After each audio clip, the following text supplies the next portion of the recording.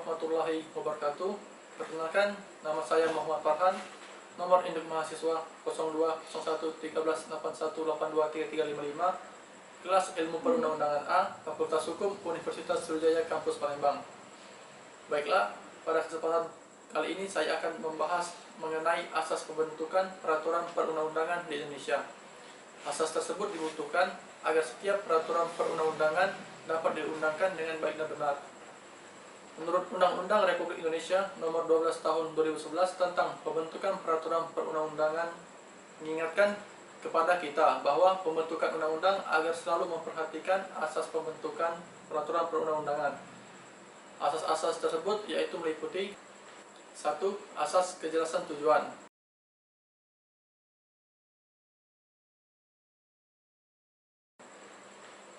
Maksud dari asas ini ialah setiap peraturan perundang-undangan yang hendak dibentuk tersebut harus memiliki tujuan yang jelas. Kejelasan tujuan ini harus didukung oleh landasan hukum pembentukan peraturan perundang-undangan di Indonesia. Ketika tujuan pembentukan peraturan perundang-undangan tersebut tidak jelas, maka peraturan perundang-undangan tersebut tidak akan diterima. Yang kedua, asas kelembagaan atau organ pembentuk yang tepat.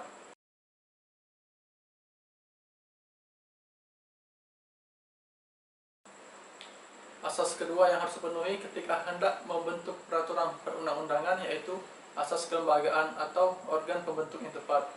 Maksud dari asas ini ialah lembaga atau organ pembentukan peraturan perundang-undangan harus lembaga atau organ yang berwenang mengenai materi yang hendak diundangkan.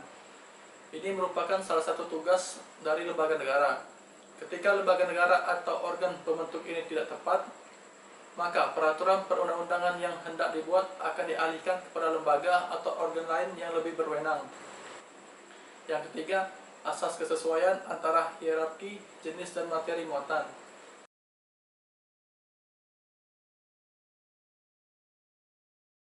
Asas pembentukan peraturan perundang-undangan yang selanjutnya harus dipenuhi yaitu asas kesesuaian antara hierarki, jenis, dan muatan.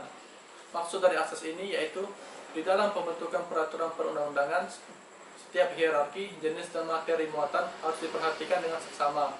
Terdapat prinsip-prinsip dalam hierarki peraturan perundang-undangan yang harus dipenuhi oleh peraturan perundang-undangan.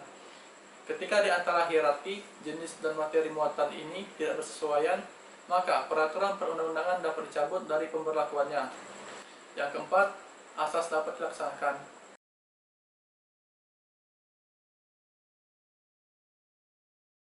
Asas keempat yang harus dipenuhi dalam pembentuk peraturan perundang-undangan yaitu asas dapat dilaksanakan. Artinya, dari asas ini yaitu suatu peraturan perundang-undangan harus realistis alias sesuai dengan kenyataan sehingga harus dapat dilaksanakan. Agar dapat dilaksanakan, maka lembaga atau organ yang membuat peraturan perundang-undangan tersebut harus memperhitungkan efektivitas adanya peraturan perundang-undangan tersebut di tengah masyarakat, baik secara yuridis, sosiologis, maupun fisiologis.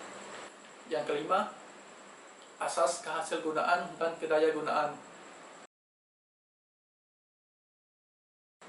Asas pembentukan peraturan perundang-undangan yang kelima yaitu asas kedayagunaan dan kehasilgunaan.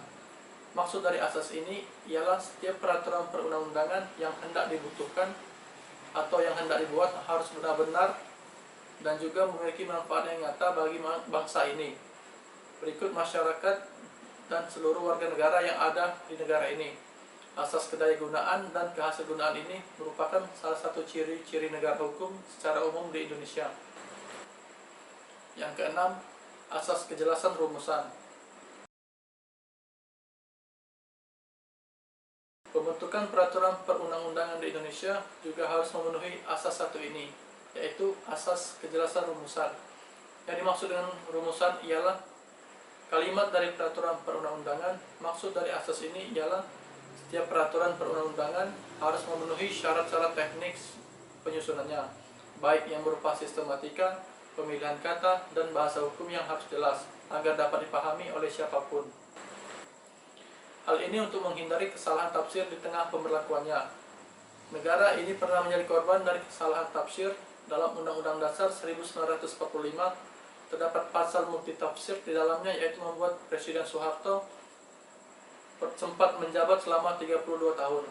Hal tersebut baru dapat dihentikan ketika dilakukan amandemen atau perubahan terhadap pasal Undang-Undang Dasar 1945 tersebut. Dan yang terakhir, asas keterbukaan.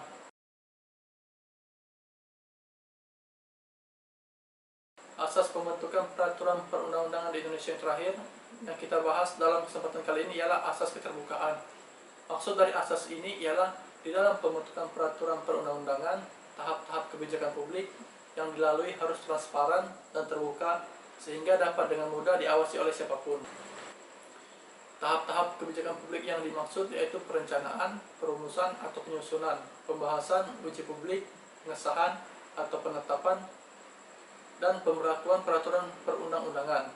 Selain untuk alasan keterbukaan, hal ini juga akan merangsang masyarakat umum untuk memberikan kritik dan sarannya yang berharga bagi peraturan perundang-undangan tersebut. Baiklah, sekian dari saya mengenai apa yang saya sampaikan, semoga bermanfaat untuk kita semua. Saya akhiri. Wassalamualaikum warahmatullahi wabarakatuh.